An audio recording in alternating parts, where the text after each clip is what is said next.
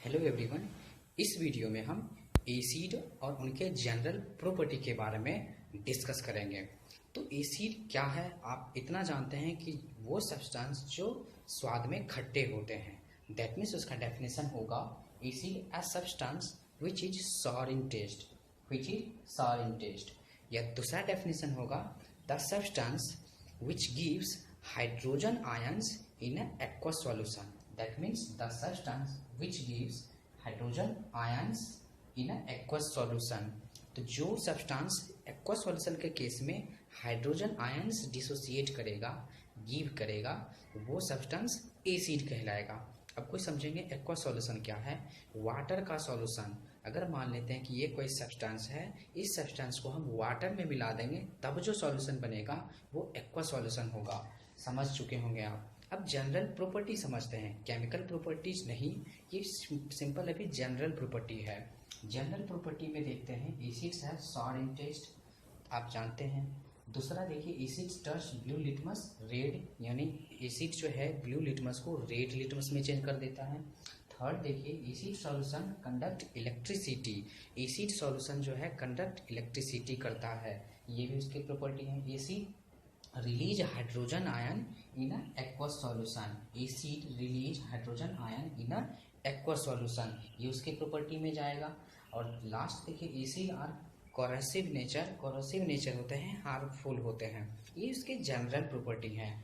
अब थोड़ा समझते हैं एसिड इन एक्वस सॉल्यूशन में क्या रिलीज करेगा, हाइड्रोजन आयन रिलीज करेगा। यहाँ पे देखिए उसके बाद यहाँ एसिड जो है turns blue litmus red litmus, और एसिड जो है प्रेजेंस ऑफ हाइड्रोजन आयन में ये कंडक्ट इलेक्ट्रिसिटी करेगा। ध्यान रहे electricity conduct presence of hydrogen ion में ही करेगा। अब प्रेजेंस ऑफ हाइड्रोजन आयन कब होगा, जब आप उसे एक्वस सॉल्यूशन में डिसॉल्व करेगा, यानी हाइड्रोजन आयन ये कब देगा, एक्वस सॉल्यूशन में। कहने का मतलब dry acid hydrogen ion dissociate नहीं करेगा।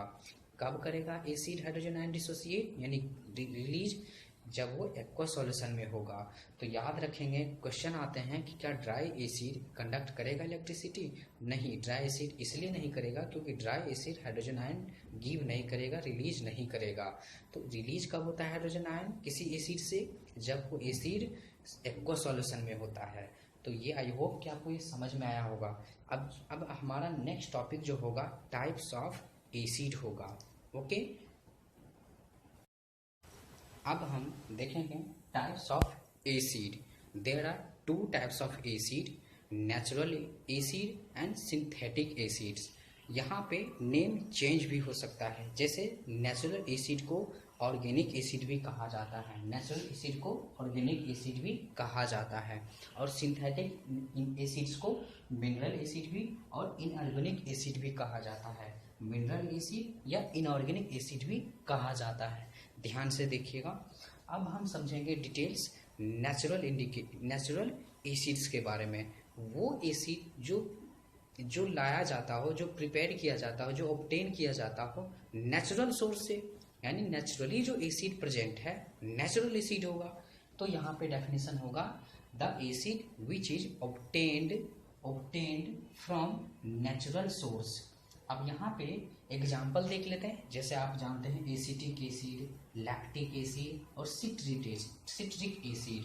तो यहाँ पे जानना ये जरूरी है कि जो नेचुरल एसिड है, ये सभी जो नेचुरल एसिड है कहाँ कहाँ पे पाए जाते हैं, इसके सोर्सेज क्या है, किस सोर्स से ये नेचुरल एसिड हमें मिलता है। तो ये सोर्सेज हम देख लेते हैं, यानी organic acid that means natural acid का और उनके सोर्सेज। अब एक एक करके देखते हैं। आप देखिए यहाँ पे एसिटिक एसिड कहाँ से मिलता है, विनेगर से, यानी एसिटिक एसिड किस में प्रेजेंट रहता है, विनेगर में रहता है। सिट्रिक एसिड कहाँ से मिलता है, लेमन में, मतलब ये कि सिट्रिक एसिड लेमन में प्रेजेंट रहता है। उसी तरह से ऑक्सैलिक एसिड कहाँ प्रेजेंट रहता है, टोमेटो में रहता है। That means tartaric acid tamarind में प्रेजेंट रहता है।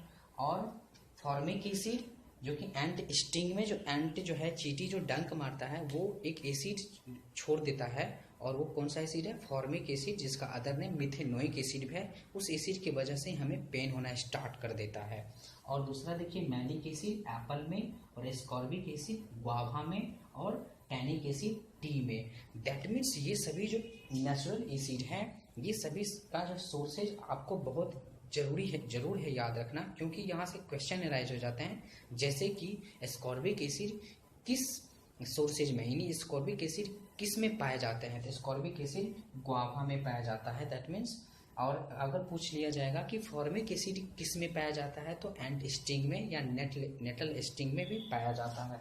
तो इस तरह से आप याद कर सकते हैं, इसको याद रखना बहुत ज़रूरी है। अब जो नेक्स्ट टॉपिक होगा वो सिंथेटिक एसिड्स होगा।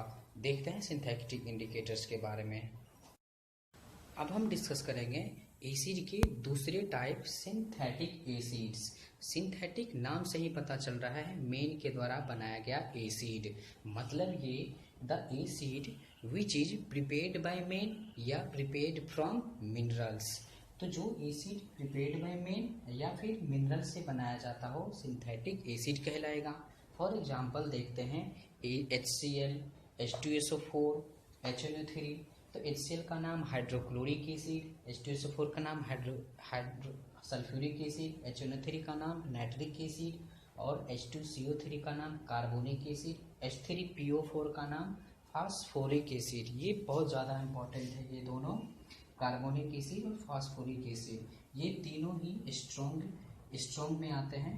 तो दैट मीन्स अब आपने देख लिया कि एक्चुअली में दो टाइप्स में बांटा गया एसिड को, नेचुरल एसिड या फिर ऑर्गेनिक एसिड या सिंथेटिक एसिड या इनऑर्गेनिक एसिड।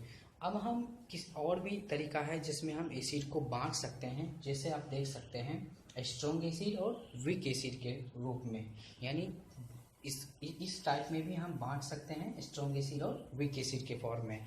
तब सवाल ये आता है कि कौन सा एसिड स्ट्रॉन्ग कहलाएगा। बहुत ही सिंपल है, स्ट्रॉन्ग मतलब ये कि जो एसिड आप पहले एक मिनट, आप सभी लोग ये जानते हैं कि जनरली लगभग एसिड में जितने सारे एसिड हैं सब में एक एलिमेंट कॉमन है जो कि हाइड्रोजन, यानी सभी एसिड में हाइड्रोजन एलिमेंट पाए जाते हैं। तो इसका मतलब ये हुआ कि वो, और आप भी जानते हो कि एसिड जो है एक्वा सॉल्यूशन में हाइड्रोजन आयन डिसोसिएट करता है। अब ये डिसोसिएट करने का जो रेट है, अगर फिर ध्यान से सुनेंगे, ये जो हाइड्रोजन आयन डिसोसिएट करते हैं लगभग सारे एसिड हाइड्रोजन आयन डिसोसिएट करते हैं। तो इसका मतलब ये हुआ कि जो acid hydrogen ion completely dissociate करे, that means fully hydrogen ion निकाल दे, तो वो एसिड स्ट्रॉन्ग कहलाएगा।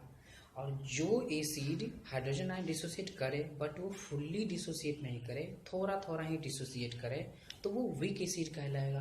ट्रिक आसान है, जो फुल्ली हाइड्रोजन आयन डिसोसिएट करेगा इसका मतलब वो ज़्यादा स्ट्रांगली काम कर पाएगा।